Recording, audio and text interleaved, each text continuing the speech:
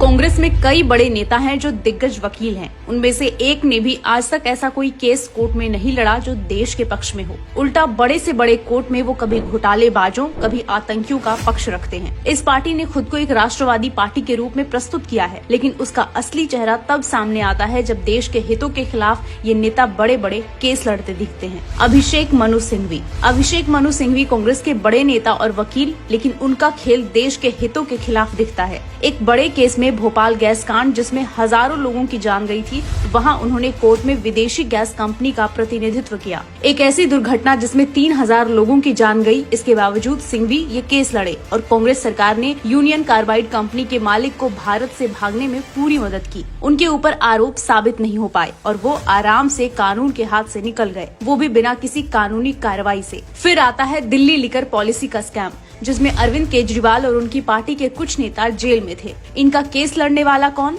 अभिषेक मनु सिंघवी। मगर सवाल उठता है कि जब इतने सारे सबूत हैं, ईडी और सीबीआई जांच कर रही है, तो क्यों कांग्रेस के बड़े बड़े वकील इन्हें बचाने में लगे हुए हैं? अगले हैं पी चिदम्बरम, जो कांग्रेस के एक और वरिष्ठ नेता हैं। उनका भी देश विरोधी केसों से गहरा रिश्ता रहा है। वो अपनी पार्टी के नेता के खिलाफ कोर्ट में उतर आए। दरअसल बंगाल में कांग्रेस के नेता अधीर रंजन चौधरी ने ममता सरकार पर आरोप लगाया कि उन्होंने मेट्रो डेयरी के 47% शेयर केवल 85 करोड़ में प्राइवेट कंपनी को सस्ते में बेचे और फिर उस कंपनी ने कुछ समय के बाद केवल 15% शेयर 135 करोड़ में बेचे। अधीर रंजन चौधरी ने इसी धांधली का खुलासा किया और टीएमसी के ऊपर आरोप लगाए।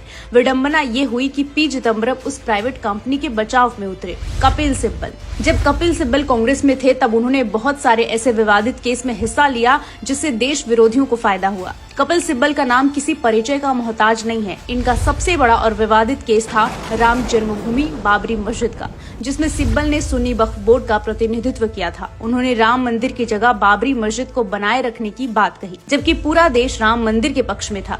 सुप्रीम कोर्ट ने आखिरकार राम मंदिर के पक्ष में फैसला दिया, लेकिन सिब्बल जैसे कांग्रेस के वकील इस देश के लोगों की भावनाओं के खिलाफ काम करते रहे। फिर 2G स्पेक्ट्रम केस आता है, जो एक बड़े भ्रष्टाचार घोटाले के रूप में उभर कर आया था। इसमें सिब्बल ने कई आरोपियों का बचाव किया। वो लगातार सरकारी प्रक्रिया में कमियों का हवाला देते रहे। आखिरकार सभी आरोपियों को सबूतों की कमी के कारण बरी कर दिया गया।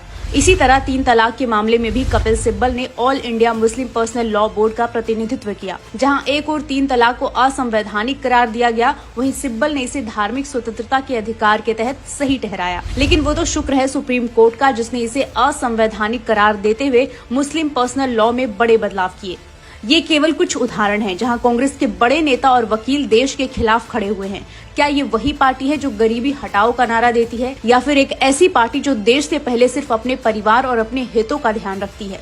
अगर ये चाहते तो अपनी वकालत से ऐसे देश विरोधी को घुटने पे ला सकते थे, लेकिन पैसे और सत्ता के लालच में इन्होंने सच को जानते हुए भी अधर्म का साथ दिया। तो आपको क्या लगता है कि इन वकीलों को देश के हित में काम नहीं करना चाहिए? नाम बदला है, नियत नहीं। महाठग बंधन की जरूरत नहीं। आज ही लें संकल्प।